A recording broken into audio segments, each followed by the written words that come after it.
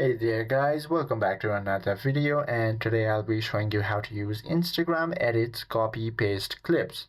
To use this feature, all you have to do is open your project, then select that specific clip that you want to copy to your another project. Now once you select it, as you can see, the yellow outline has been formed right around the video or the clip.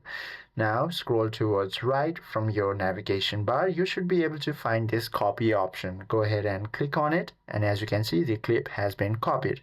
Now head back and start your new project, or select any of the project that is ongoing to add in that specific clip that you just copied.